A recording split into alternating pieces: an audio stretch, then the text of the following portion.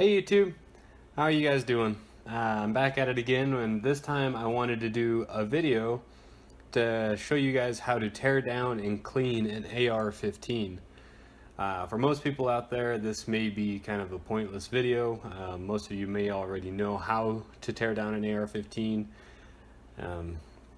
But I mean, there's those out there that, you know, are just starting with this kind of stuff and would like to get a kind of a good clear demonstration of how to do it and the processes of cleaning it. I know I was once a beginner, and everybody out there was once a beginner, so might as well kind of help out and show you guys a little video of how to do it, well, how I do it, I should say. This may not be the proper way, but it's been very sufficient and has made for good times at the range with no jamming or anything like that. This is my Mossberg MMR, chambered in a 5.56 223. It's been a great rifle. It's nowhere near the higher end Colts or anything like that. You know, this is a $550 gun, but it is still built to military specs and all that kind of fun stuff. So it does function very well. I've never had a single jam in this or anything like that. And if the proper maintenancing and maintaining, cleaning and lubricating and stuff like that will allow a gun to function flawlessly every time, as long as, like I say, you maintain and keep proper care of it. Any gun will function the way that it should. So what we first want to do every single time is make sure that the gun is clear. So I'm going to do so by removing the magazine. Throw that over there. And then I'm going to check the chamber. There's nothing in there. So when it comes to AR-15s, it's a very easy, simple process of tearing these things down. On the other side of the gun, there are these two pins. Let's see if I can zoom in on here for you guys. There's two pins. There's one right here, and then there's one right here next to the quad rail. Flip the gun around for you. There's one next right to the quad rail, and right here on the back of the rifle. You're going to push those pins in. And a lot of people will do this by just doing this front pin or the back pin so the gun can pivot. But I like to do both of them and just fully tear it down anyways. Then we'll flip it back over. And then those pins, located again right here and right here, you just grab them, hold them up. They'll stay right in place on the rifle. They won't come out. So don't be afraid to give them a good little tug until they click. And then the upper will come apart from the lower, just like that. And what I like to do is I'll take this lower and I'll just set it off to the side. It's kind of difficult because I got this 2-point strap on here. So they kind of always stick together. I could remove the strap if I wanted to, but it's not exactly necessary. So the next step that you'll want to do is kind of tear apart this upper half. We're going to want to get the bolt carrier group out of there, and then we'll tear down the bolt carrier group for a further cleaning. And to do so, all you have to do is pull out your charging handle, and it will all come out there with you. You can grab a hold of this, your bolt carrier group, slide it right on out, and then drop down the charging handle and pull that out as well. And then I'll stick this upper off to the side and I'll complete that a little bit later. That way I can get the important bits taken care of first. Well, here's your bolt carrier group and the charging handle. This is a Raptor charging handle by AXTS. It's an ambidextrous charging handle, and I've done a video on that, and I'll put the link down in there in the description so you guys can check that out. It is the best charging handle I've ever seen out on the market. So go ahead and check that out. Tell me what you guys think about it. And I say give it a shot for 80 bucks. You really can't go wrong with that thing. But again, I'm going to set that kind of off to the side for now and focus right here on this bolt carrier group. This is the most important part in my mind of the rifle. So here it is. You've got where your gas port comes in, you've got your ejector, and then you've got your firing pin down here on the bottom side. So to tear this apart, I'm going to get out my little cleaning kit that I have here. I mean, you can use any kind of pick, screwdriver. This kit that I've got comes with this little plastic pick, and I like this just because that it is plastic. I run a lot less risk of any damage, scratching or anything like that. Brighten this up for you guys a little. So to get the firing pin out, that's going to be one of the first things that you need to do, is to get this whole assembly apart. If you look on this side, there's a little pin right here, and we're going to need to pull that out. So I'll take this pick and I will put it down in there, loop it up, and just kind of pull it out. Just like so. You can see what that little pin right there looks like. Pull that out. The firing pin underneath here will slide on out because there's nothing holding it in. So just pull that out, let that drop. There's your firing pin. And then from there, if you look right up here at the top, you can see if I can get that a little bit better focus for you guys. There you go. Right up here, there's another pin, and this little square head up here will actually rotate.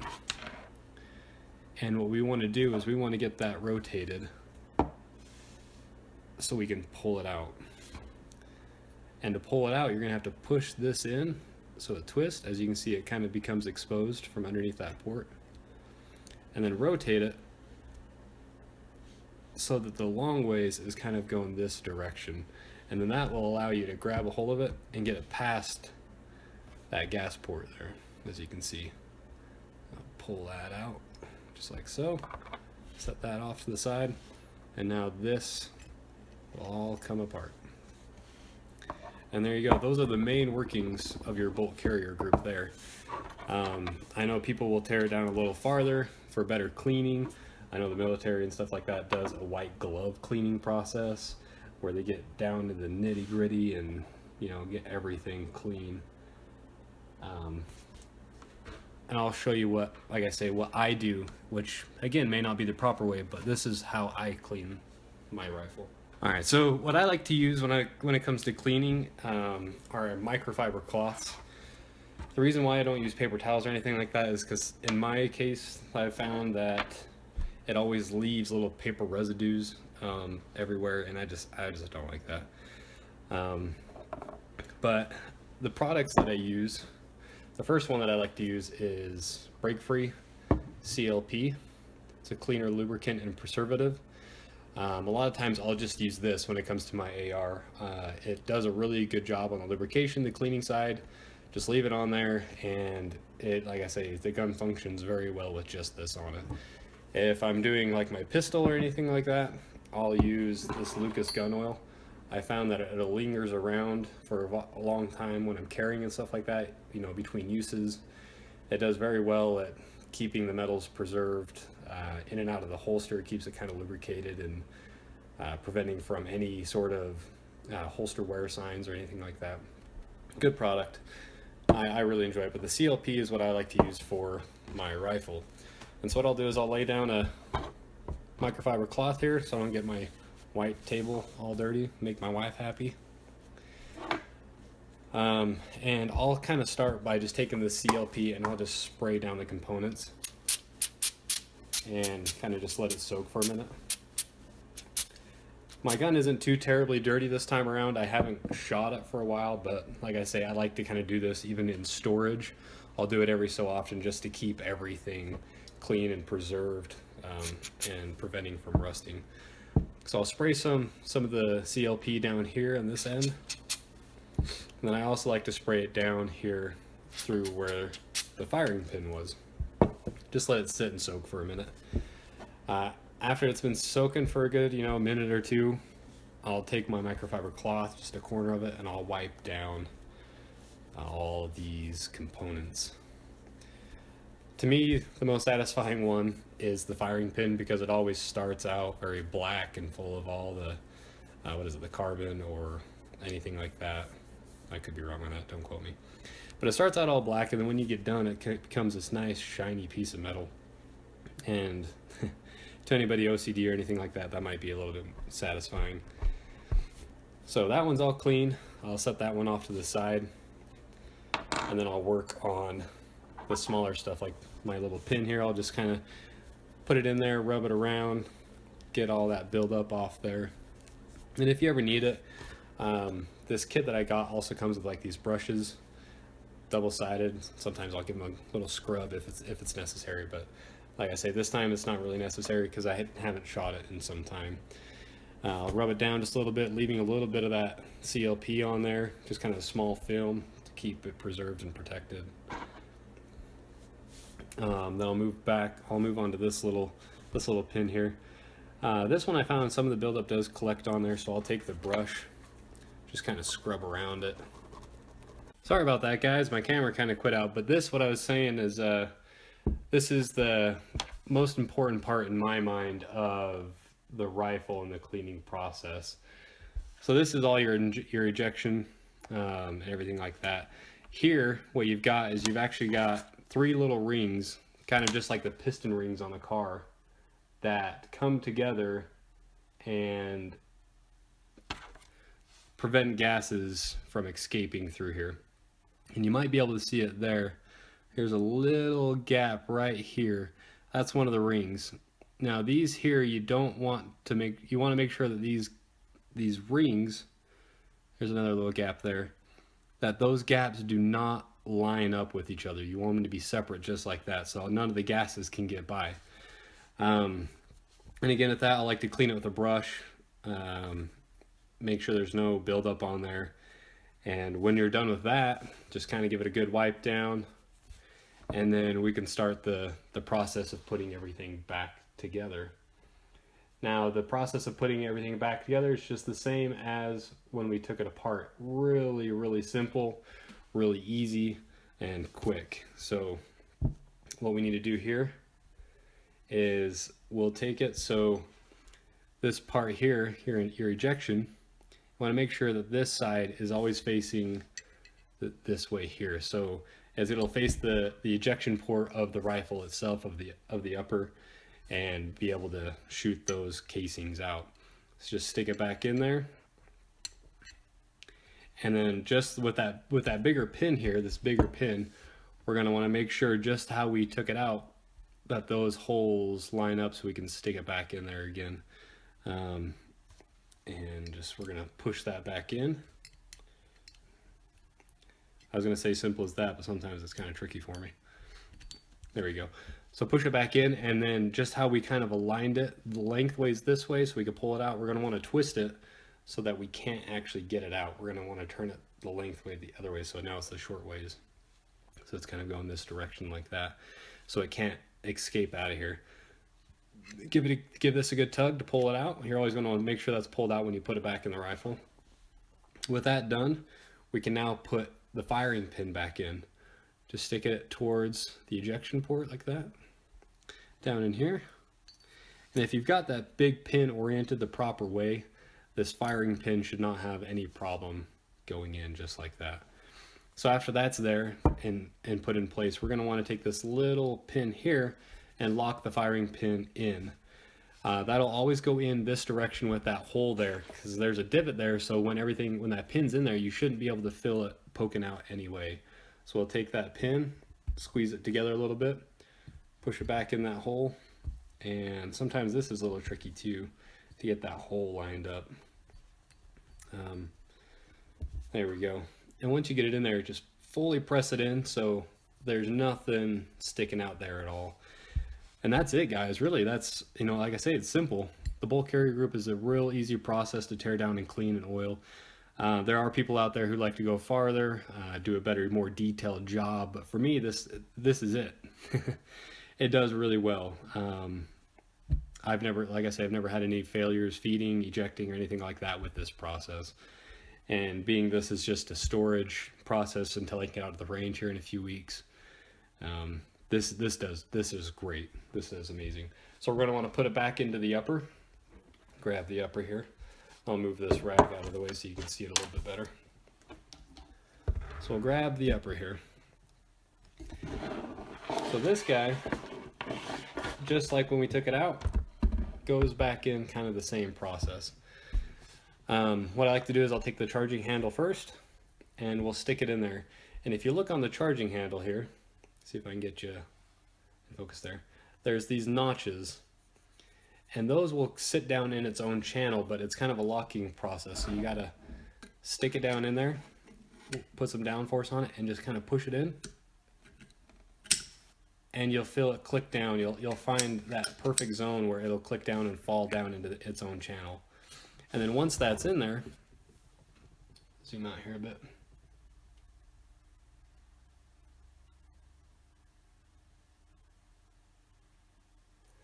So once that's in there, what you can do is start putting the bolt carrier group in. And take the bolt carrier group. So this port here is resting in that channel of your charging handle, just like so. And then once that's in there, you can kind of push it into the rifle, into the upper, and then just push the whole thing in until it can lock into place. Just like so. And then when you're done with that, we can put the lower back up with the upper.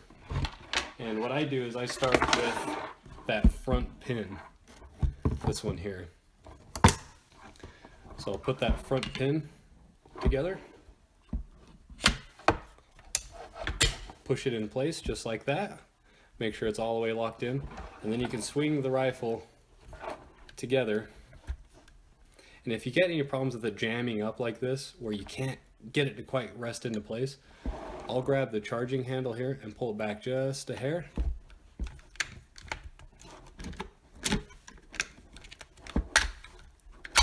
And slam it into place like that. Sometimes it can be pesky. And then once it's in its full resting position, like so, just push that pin back in and then give it a good test. Pull back that charging handle, make sure everything functions properly like that. Well, thanks guys. Like I say, this is a quick demonstration of how I personally clean my rifle after every use for storage purposes like that. If you have any questions or comments on the cleaning products that I use or what they are or anything like that, where I got them, go ahead and just leave me a comment down there. If you have any questions on any of the accessories that I have on my rifle, like here I've got the Nikon P223 3x32 scope. I do plan on doing a video of that here shortly. Like I said, any of these accessories, my sling, my forehand grip, my ejection port cover, or my dust cover, feel free to just leave me a comment and I'll try to get back to you as soon as possible. But again, thanks again for watching. You guys are great, and I hope that everything's going good for you guys, and hope that you guys can get to the range as soon as possible. And if you don't own an AR-15, I highly recommend you go get one.